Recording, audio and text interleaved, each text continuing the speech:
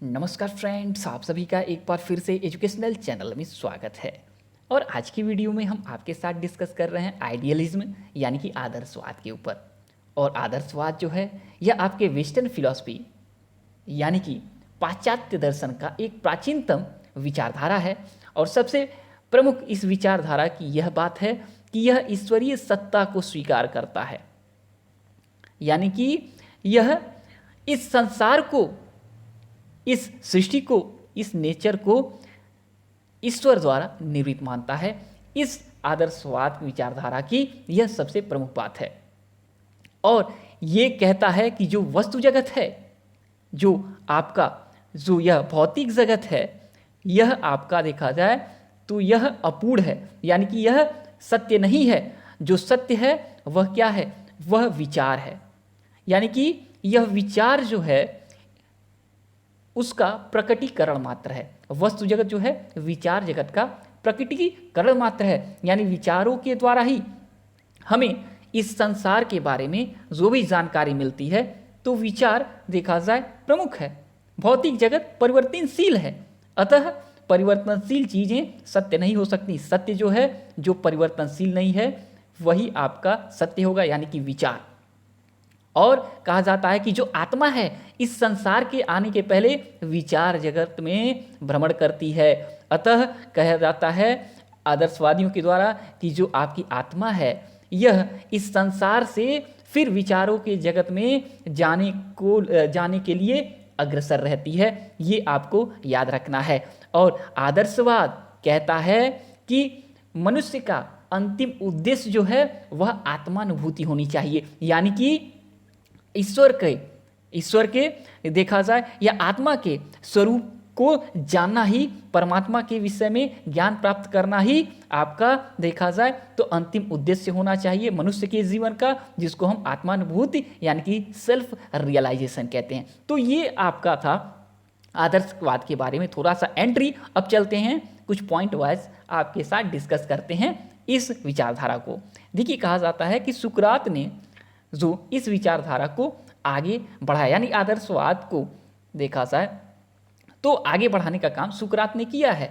लेकिन बच्चे इसी को या लर्नर इसी को आपके प्रवर्तक मानते हैं आदर्शवाद के। देखिए, आदर्शवाद के जो फादर के रूप में माने जाते हैं वह प्लेटो, क्योंकि प्लेटो ने ही आदर्शवाद को व्यवस्थित तरीके से, यह विचारधारा को व्यवस्थित तरीके से और तर्कपूर्ण तरीके से हमारे सामने प्रस्तुत किया, यानी कि संसार के सामने प्रस्तुत किया। इसीलिए आदर्शवाद के जो फादर कहे जाएंगे वह प्लेटो कहे जाएंगे।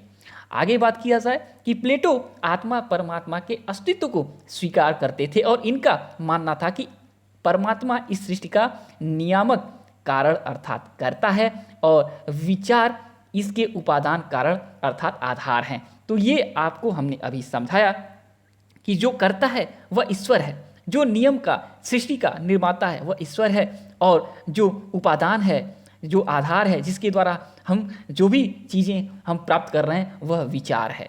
ठीक, तो ये आपका हो गया आपके प्लेटो के आत्मा परमात्मा के अस्तित्व संबंधी कुछ बातें। आगे देखिए, कहा गया है कि प्लेटो ने स्पष्ट किया कि भौतिक जगत विचारों के जगत का प्रकटीकरण मात्र है, क्योंकि भौतिक जगत जो है वह परिणामशील है और यह नित्य नहीं हो सकता, सत्य नहीं हो सकता, और विचार जगत परिणामशील नहीं है, अतः यह नित्य होगा, सत्य होगा। तो देखिए, भौतिक जगत को क्या कहते हैं? यह लौकिक जगत है। और आपका जो विचार है ये क्या है? विचार आपके अलौकिक जगत है, और अलौकिक जगत को ये आपका आदर्शवाद सत्य स्वीकार करता है और लौकिक जगत को असत्य स्वीकार करता है। साथ में आपको बता दें कि इंद्रिय जनित जो ज्ञान होता है उसको यह सत्य नहीं मानते आदर्शवादी, वो उसको अस्वीकार करते हैं।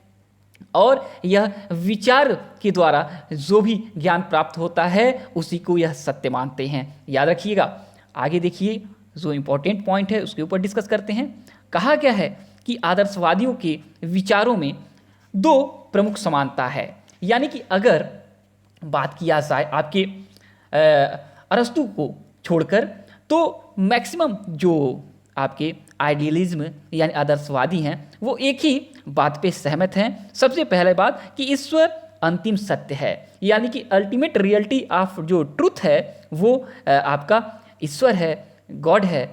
और सेकेंड कि मनुष्य जीवन का अंतिम उद्देश्य आत्मा परमात्मा के स्वरूप को पहचानना, यानी कि सेल्फ रियलाइजेशन, यानी कि आपके आत्मा अनुभूत की बात यहाँ पे कही गई है, जिसके लिए मनुष्य शाश्वत मूल्यों और नैतिक नियमों का पालन करे। यानी आत्मानुभूत के लिए आपके शाश्वत मूल्यों यानी कि आपके सत्यम शिवम सुंदरम की प्राप्ति करना, और साथ में नैतिक नियमों के पालन के द्वारा सत्यम शिवम सुंदरम की आप प्राप्ति करेंगे। और नैतिक नियम होंगे आपके जैसे कि आपका संयम, आपका ज्ञान, आपका न्याय, आपका धैर्य। ठीक, तो आपके जो सद्गुण हैं संयम, धैर्य, ज्ञान और न्याय, इसके द्वारा आप क्या करेंगे, शाश्वत मूल्यों सत्यम शिवम सुंदरों की प्राप्ति करेंगे, और फिर आपका सेल्फ रियलाइजेशन की प्राप्ति आपको होगी। देखिए, इसी के आधार पर इस विचारधारा को क्या कहा जाता है, आदर्शवाद कहा जाता है। और आपको बता दें कि आधुनिक युग में इस विचारधारा को आगे बढ़ाने का देखा जाए एजुकेशन के फील्ड में देखा जाए तो जो महत्वपूर्ण दार्शनिक हैं उनके नाम है, याद रखिएगा, पेस्टलाजी, हर्बार्ट, फ्रोबेल, जेंटिल आदि। इनका नाम आपको याद रखना है एजुकेशन के पॉइंट ऑफ व्यू से। तो याद रखिएगा, फिर से थोड़ा सा आपको याद दिला देते हैं कि प्लेटो जो हैं ये इस संसार को या ब्रह्मांड को दो भागों में विभाजित करते हैं। एक तो आपका विचार जगत, एक आपका वस्तु जगत। विचार जगत आपका जो है यह अलौकिक जगत है, और वस्तु जगत आपका लौकिक जगत है। और विचार जगत जो है यह अनादि है, आपका अनंत है, अपरिवर्तनशील है। कौन कहता है, प्लेटो। इनकी दृष्टि से विचारों में एक दैवी शक्ति होती है, नैतिक व्यवस्था होती है, जिसकी सहायता से ईश्वर इस जगत का निर्माण करता है। और विचारों की नैतिक व्यवस्था में विश्वास करने के कारण इनके प्लेटो की विचारधारा को हम नैतिक आदर्शवाद के नाम से जानते हैं।